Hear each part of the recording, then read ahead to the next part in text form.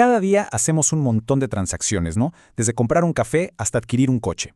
Pero, ¿alguna vez nos hemos detenido a pensar qué es lo que pasa legalmente en esos momentos?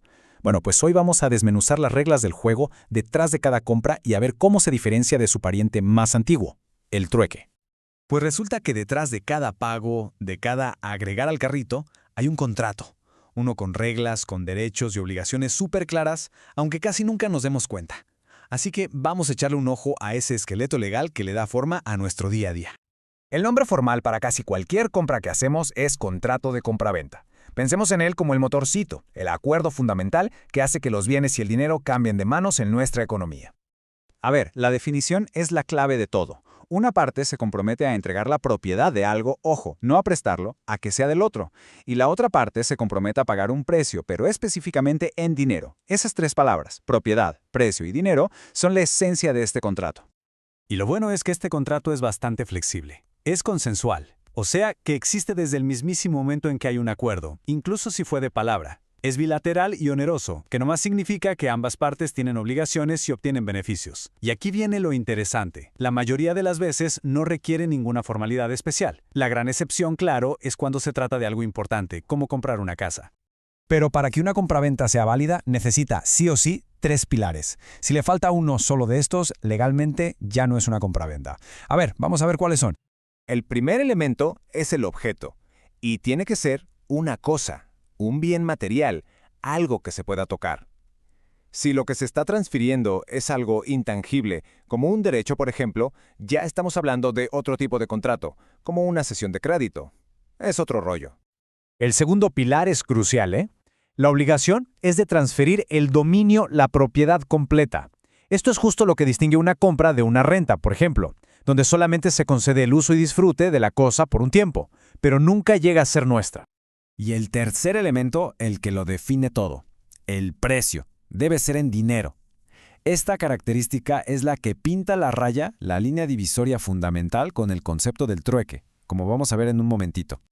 Ahora, fíjense qué interesante es esto de cómo la ley ve el precio. Existe el precio irrisorio, que es tan pero tan bajo que es obvio que es una simulación, una farsa.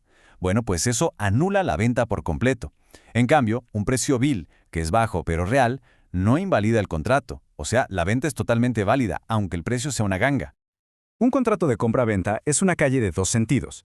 Ambas partes, quien compra y quien vende, agarran responsabilidades muy específicas que aseguran que el intercambio sea justo y completo para todos.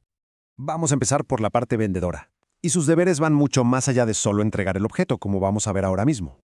Además de cuidar y entregar la cosa, el vendedor tiene una responsabilidad súper importante: responder por los vicios ocultos.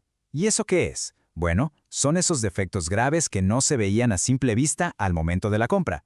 Si el producto tiene uno de esos, el vendedor tiene que hacerse cargo. Pero esto es cosa de dos, claro. Quien compra también asume varias responsabilidades que son clave. Las obligaciones de quien compra son, básicamente, el espejo de las de quien vende. La principal, por supuesto, es pagar el precio, pero también tiene que recibir la cosa y en compras más grandes como un inmueble, le toca hacerse cargo de los gastos de la escritura y el registro. Esta simple pregunta nos lleva a un terreno legal completamente distinto. Si quitamos el elemento principal, el dinero, de la jugada, ¿qué tipo de contrato tenemos entonces? Aquí es donde entra el contrato de permuta, que es el nombre legal del trueque de toda la vida. En este caso, ambas partes se obligan a darse la propiedad de una cosa a cambio de otra cosa. Cero dinero de por medio, puro intercambio de bienes. Entonces, la diferencia fundamental es esta: el dinero. Que esté o no esté en la transacción es lo que decide si es una compraventa o una permuta, así de simple y al mismo tiempo así de importante. Pero, a ver, ¿qué pasa en los casos híbridos? El clásico ejemplo de dar un coche usado más una lana para comprar uno nuevo. ¿Eso qué es? ¿Compraventa o permuta? Pues la ley tiene una regla muy clara para esto. La ley lo resuelve en una forma muy fácil. Todo depende de qué vale más. Si la cosa que se entrega como parte del pago tiene más valor que el dinero que se da, entonces es una permuta. Pero si el dinero pesa más en la balanza, entonces se considera una compra-venta. Al final, el punto crucial es este. No importa tanto cómo llamemos al trato. Lo que de verdad importa es dónde está el valor principal del intercambio. ¿Está en el dinero o en la otra cosa? Ese simple hecho define todo el marco legal y los derechos de cada una de las partes. Así que, la próxima vez que estemos haciendo una compra, o incluso un intercambio, vale la pena preguntarse bajo qué reglas estamos jugando. Porque entender la diferencia entre una compra-venta y una permuta no es solo un detalle para abogados, es entender la estructura de cómo funcionan nuestras transacciones de todos los días.